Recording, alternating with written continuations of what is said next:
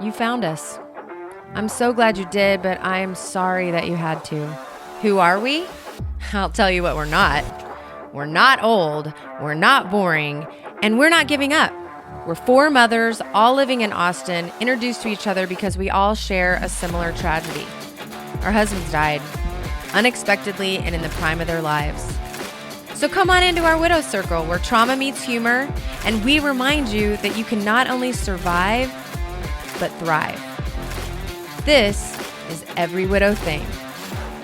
Welcome to Every Widow Thing. On this episode, Keira is going to be sharing her story of the day that her husband died. We feel like it's important to share these stories because, number one, it gives you a little insight into what we've been going through, but it also lets people hear that even with something extremely traumatic, you can survive. And that's the whole point of this podcast. We appreciate, Keira, that you're going to share this story. We know some bits may be hazy, whether it's because of grief or in your situation, you were hospitalized.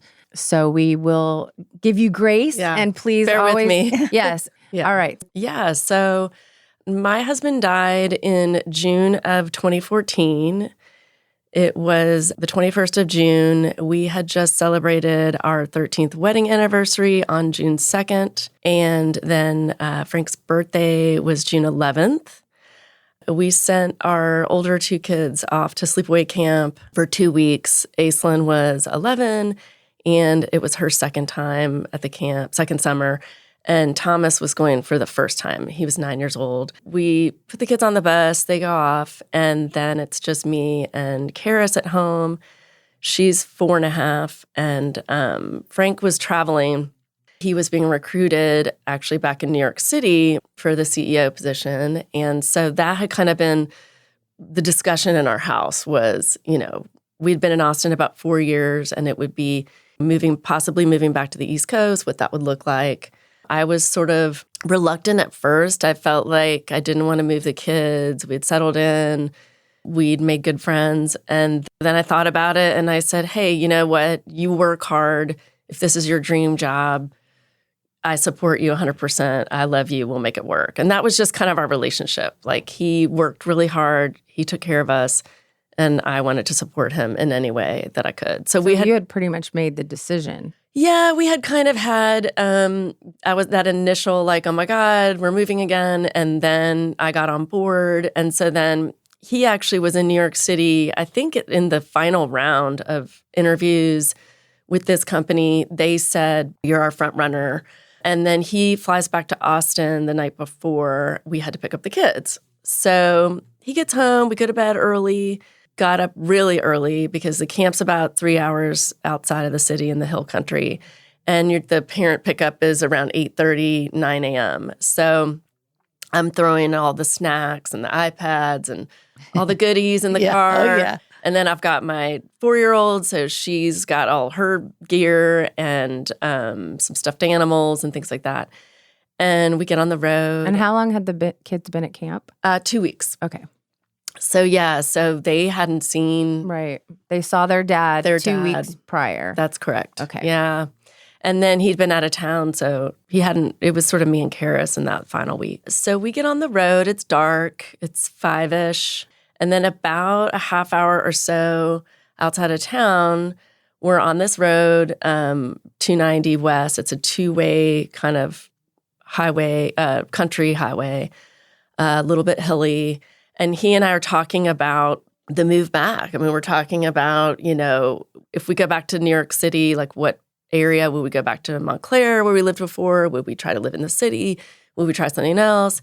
And I just sort of, fortunately, I kind of remember him smiling at me. He was a very upbeat, positive guy. And I just remember we're probably joking about something and he's looking at me and smiling at me.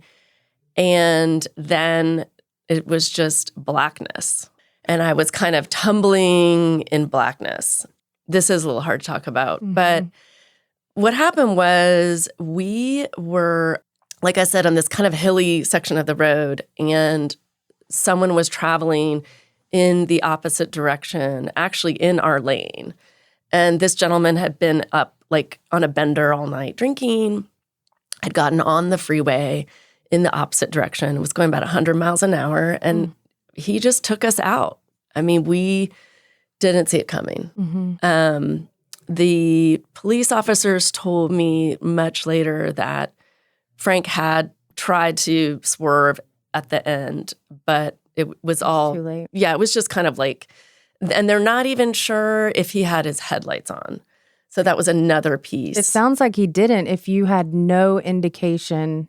Well, sometimes when you're coming over a rise, you know, you that's wouldn't true. necessarily. If he's going 100 miles an hour, I mean, Right. who Doesn't can even come up- matter. Yeah, you can't. Who can come It against was, that? it was, when I say out of nowhere, it was out of nowhere. Then I kind of regained consciousness in the vehicle. And the first thing was I heard Carys crying. And I just had this mom, like crazy mom gut instinct was like, I've got to get to my baby. I've got to get to my baby. I remember I was kind of on my stomach. The car had rolled. And I'm trying to get to her. You know, I'm having this out-of-body experience. I'm in shock. And my whole arm is just like this noodle. It was shattered, and I was trying to use my arm to kind of get to her where I could hear her crying. My arm's covered in blood. I'm trying to get to her. I don't really even see Frank at this point or hear him. So thus ensues some difficult moments. I ultimately heard people outside the car, and I just started screaming, like, get my baby out, get my baby out, get my baby out. And then they got Carys out, and I just kind of like gave up in that moment.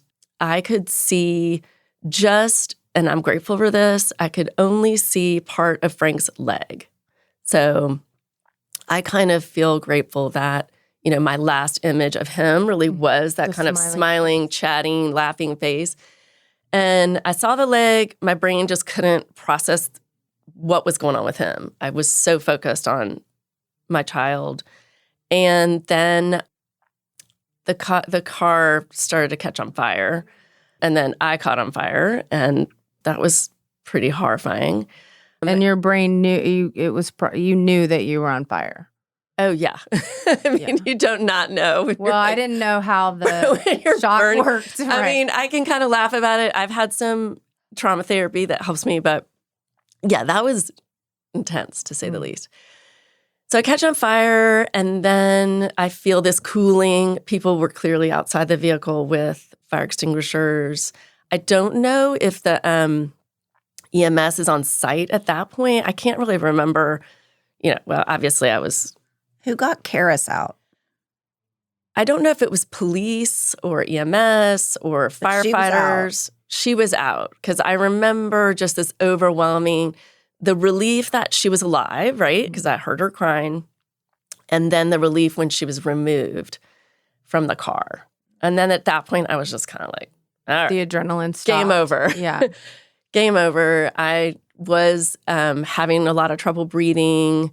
I, had multiple injuries, and was later told by surgeons and medical staff that several of my injuries, people just do not come off the road. They just don't make it. So by the grace of God, so I'm in the car. I'll drag it out. I'm in the car, and these are just what I remember. I mean, I have no idea how long. I have no idea who was there. I have no idea what was going on, really. Right. But I do remember the fire extinguishers put out, it was mostly my left leg, put out the fire. And then this firefighter or EMT is standing outside of the open window. And they are calling in the accident. And they say, injured woman, injured child, and 1 DOA. Oh, my gosh. And I was like, oh, my God. Because I'm absorbing this information that Frank is dead. And so that happens. And then the next thing I know, there's this gentleman, I don't know if it was the back of the car or the side of the car, who's in the window with a big old firefighter hat, like an old school firefighter hat. And he is trying to talk to me, and he's trying to get me out of the car. And he's saying, what's your name? And stay with me and all those things. And I mean, I think I'm saying, but I can barely get words out at this point. And then the last thing I remember is they're pulling me. And I don't know how that even worked because both of my arms were shattered and both of my legs were shattered. And so I don't even know where they were pulling me from. But I was pulled. I remember there was a lot of glass. I remember the smell of the burning and the metal and all of it. And that's it. I don't remember anything from that point until waking up in the hospital, probably 5 to 6 days later or something like that. So Carys was at a different hospital, right? She was life flighted to Dell Children's, and I was life flighted to what was Brackenridge and is now the UT. Yeah. Yeah. It's actually been torn down, that So hospital. they had to tell you your daughter was at a different hospital when you woke up 5 days later, or what? Yes. Apparently, someone was just telling me this. I'm going to lighten the mood for a second. Apparently, Please do. I know, right? Yeah. A friend was just telling me last week that when I was intubated, I was in and out, in and out, in and out. And the people around me, so there was a whole other team of people with Carys, like friends, family with Carys. And then there was a whole team of people around me. And then the people with me would say, I'd wake up and I would try to ask about Frank. And they would immediately say, Carys is okay, Carys is okay, Carys is okay, because she was very critical, but no one wanted to tell me that because I was very critical. So it was kind of like my mom told me later, we didn't know if I was going to live. And so they were sort of spoon feeding me information as needed. And my mom said it was so hard because we had to say, Frank can't be here right now. He can't. Carys is okay. Frank can't be here right now. And I guess, somewhere in my subconscious, I was like, bullshit, because I knew. Because you heard. you'd already You had heard already it. heard that. Yeah. I knew, but I didn't want it to be I didn't want it to be Sure. true. So every time I came out of unconscious, I would ask for him. And everyone was like, oh my God. We'd all look at each other and say, who's going to tell her? What are we doing here? Like, what do we say? Who told you? I think it must have been my dad. My dad was the first person I saw when I finally woke. I think, he told me. But, I mean, I don't know about you guys. I just still couldn't process it for a long time. I mean, I still thought he was like maybe alive for like a really long time. Right. I'm embarrassed to say how long that went on. But I was Well, like, you were on a lot of drugs, I'm sure. I was on a lot of drugs. My body, had been just smashed to pieces and there was a lot of trauma there. So yeah, And the brain is also trying to save I you, couldn't, too. right. Yeah. We're all three reading that book. I don't know if you are too. Body keeps the score. Body Yeah. keeps the score because Yeah. it's trying to protect you from all the damage at one time. That's why people go into shock. Because Yeah. it saves you from having all that information at one time because you can't handle it. I definitely did not accept that at the time. I'm glad your dad was the one that told you because you have a good relationship with him. Yeah, my dad was the first person I saw when I woke up. And again, they kept telling me I hadn't seen my kids. I know they were picked up at camp by other families that were there. They also went through their own really difficult day of driving home with other families. They're at camp. Their parents don't show up. They don't know what's going on. Some of the families didn't know what was going on. They came back to Terrytown to a friend's house. The priest came from our church down the road, and they were told. So I didn't even get to tell my kids what was going on, that their dad had died. Carys, They knew that day. They were told yes, that day. they were told later that day. I guess, of course, because Yeah. Well, they Yeah. were like, Keep where that. are my parents? yeah, Yep. And then I know, again, I'm in ICU, so I don't know the timeline on all that, but I know it was later that day. And I don't know when my parents arrived. I know that they were called and told to they live in Alexandria, Virginia, so in the area where I grew up, and they had to get on a flight. I know they got on a flight like immediately. And so I wake up, my dad tells me, and then I just was fighting for my life still. I was kind of, had many, many, many internal injuries. I had burns. I had broken bones. I just had doctors in and out. there were so many people too that were there to visit. And I remember people had to stand outside the room and kind of police that a little bit because people would come in and try to talk to me. I would literally just pass out in the middle of the conversation. I mean, I was just so exhausted and on a lot of medication.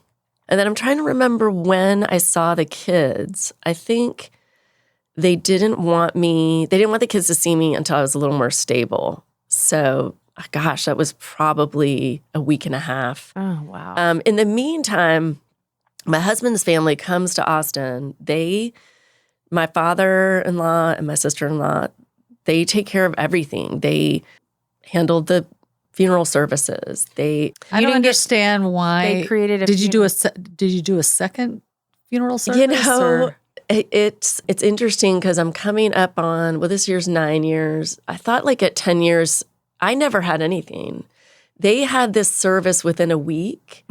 No one was there except for my 11-year-old daughter. She's the only one. My son could not handle it. And my best friend from back home was with them. And she just said, he's not going. He can stay with me. Did anybody, and maybe you've never had this conversation, but did anybody tell Frank's parents, hey, this probably isn't a good idea right now? Because I know people that wait a full year to do a celebration of life. Because they want to wait. Was he cremated or buried? He was cremated. Okay. I have no idea. They were in their own grief and they thought really I do not hold any resentment, I just want to say, towards them for any of that. I mean, if I had been in a position to discuss it, I may have said, hey, let's hold off and wait until we can all be present. But they did what they felt that, needed to happen at the time. And did your friends attend? Yes.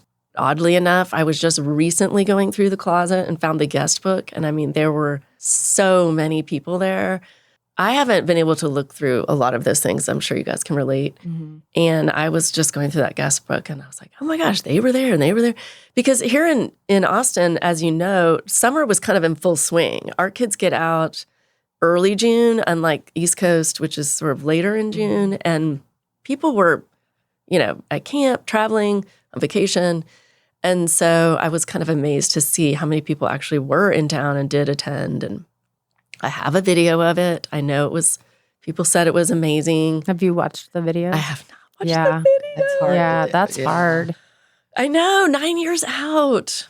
I gotta put on my I gotta put on my big girl panties. No, you don't. No, you absolutely don't. I think 9 years out means nothing when the grief hits. That's an intense feeling, and it takes you right back to that very first just day. talking about it here takes you right back to that. And that is just as intense today. 9 years, 11 years, 5 years, 6 years, 25 years. It's actually sometimes worse. I was trying to explain this to somebody. Shock is a protector. Yeah. But you don't have that ability anymore because when that wears off, then it all comes rolling in and it's like a tidal wave that pulls you under. So I had so much buffering me in that period of time because it was drugs. I had I was on a lot of Dilaudid. I had multiple surgeries. I mean, the team of doctors that would come in multiple times a day and say, this is what we're doing next. This is what we have to repair. This is the next steps. The wound care people, the surgeries, and then after that, it was rehab and all kinds of things. So I was very much, I knew in my heart I had to get back to my kids. That's what I was going to ask, where your mental state was. And I'm sure it fluctuated from day to day, but was it always, I got to get back to my kids? Always. And they put this photo, the nurses had some amazing nurses. They put this picture of the kids up in the room. And that was kind of my motivating. I just wanted to get well and back to my kids. Little did I know how long of a road that really was. I just kind of couldn't even absorb all of the damage that had been done to my body. They told my parents I might not walk again. I mean, they were looking for a liver transplant. It was a lot. And so where's Carys at this point? I was just about to ask what happened with her physically. Well, I remember this very clearly. I was told, like I said initially, she's fine. She's at Dell Children's. There was a team. I mean, I had friends round the clock spending the night with her, because it's like my family's really small. So my mom's kind of home with the big kids. My dad was with me, mostly advocating for me. And then it was friends and family with Carys. And it was a team of people that would spend the night there, on a pad in her room. So Carys has suffered some broken bones, both arms, one leg. She had a liver laceration that was less severe than mine, fortunately. Some fractures to her face and things like that. And she had a head trauma. She had a brain injury with a bleed. And later I found out she had something called an internal decapitation, which is a pretty horrifying term. Yeah. And adults don't generally survive. I think in children it's about 20%. It might even be less. Her head just kind of came off from the force of her neck, and she was not stable. And this was the critical piece that people didn't really tell me. But a couple weeks later, a surgeon from Dell came to see me at Brackenridge. Because you're not making any medical decisions for her.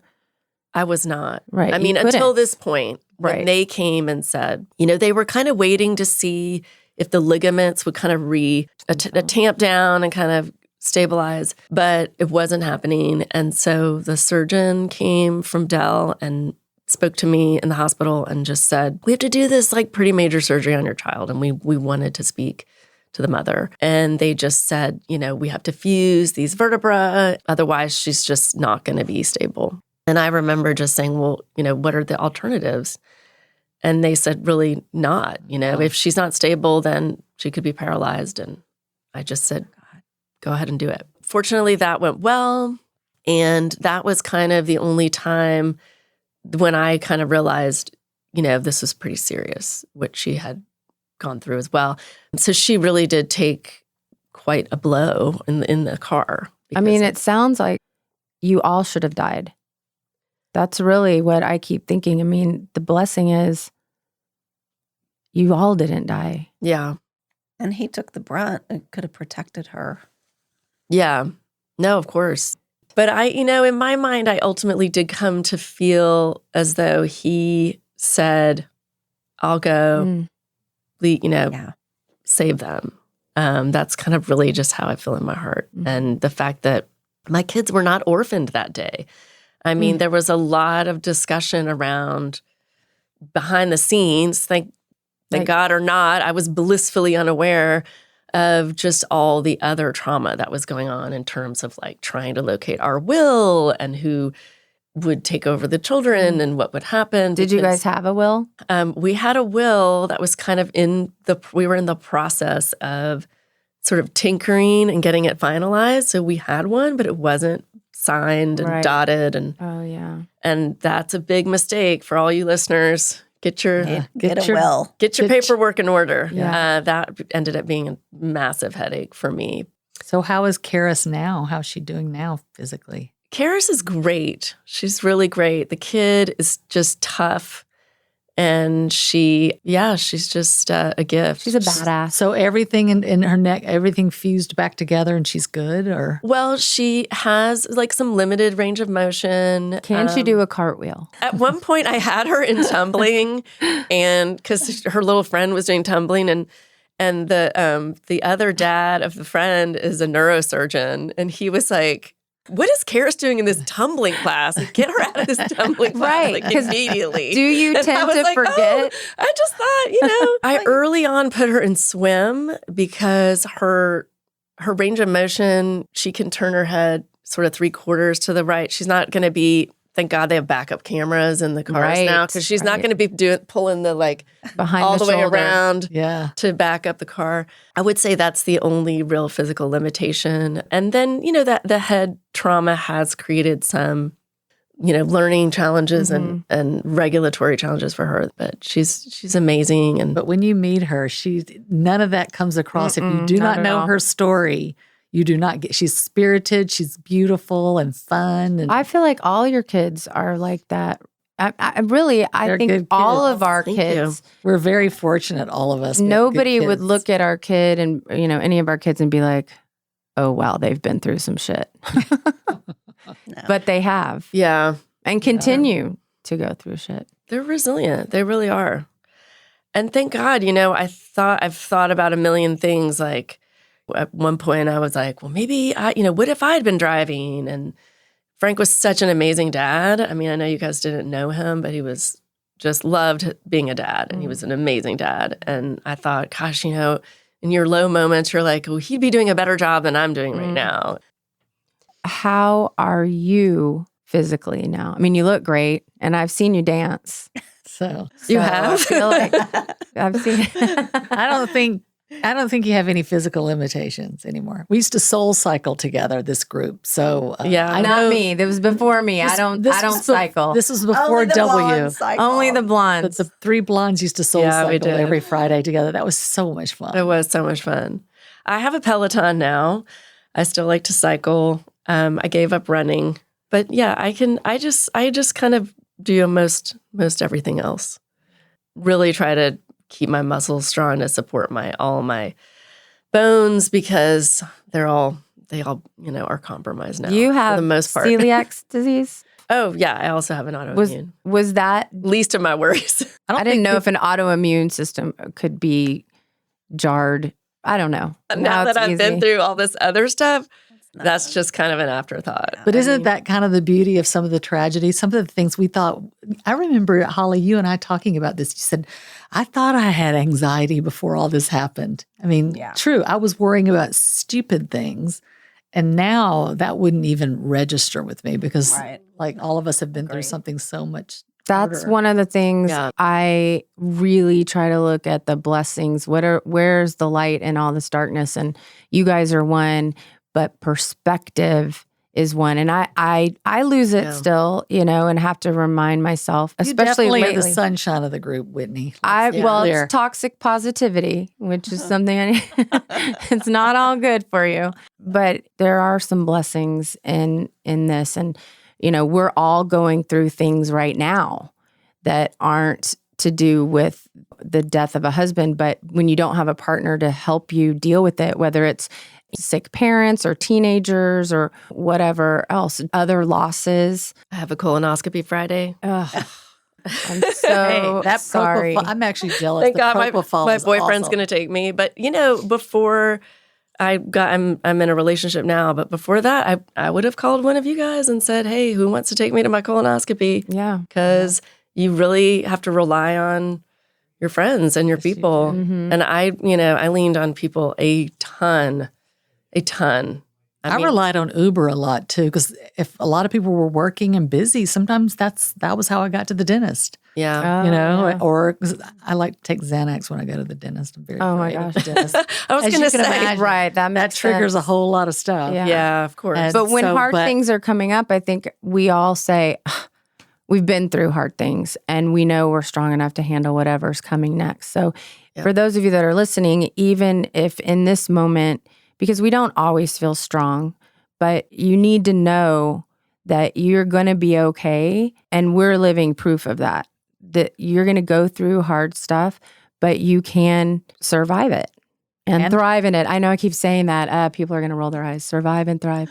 But that is the But truth. it is true. Yeah. We have our down days still, but we still have a lot of good days too. Yeah. And that's what we want to remind people that are in the darkness right now. And I think the main is thing light. is you got to find your people.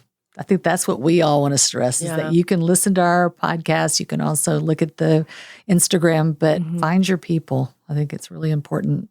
And with that, thank you, Keira. That was really Sure. Keira. That's a hard one. Not fun to talk about that, but We people appreciate always you want to know. They want to know what happened, and they want to know the details and it's every family's nightmare. I know not every family's nightmare, but I know that in the I would think community, every family's nightmare. there were people that were like, "Oh my God," and talk about being like that family and that everyone knowing your story. Well, it's good and bad. I know you talked about like switching schools, and with my kids, Aislinn had just switched to school, and I think in that school really embraced us. She was at St. Andrew's Episcopal, which I'm going to shout out to them because they embraced our family, and in a way, it was nice for me because I didn't have to be meeting new people all the time and saying and explaining myself. Right. So everyone just knew the deal and didn't have to, me and the kids didn't have to kind of like, Explain it. Yeah. yeah. But I love the whole thing about this podcast that's really cool is we're all very different and how we handled it was very different. Mm-hmm. Yeah.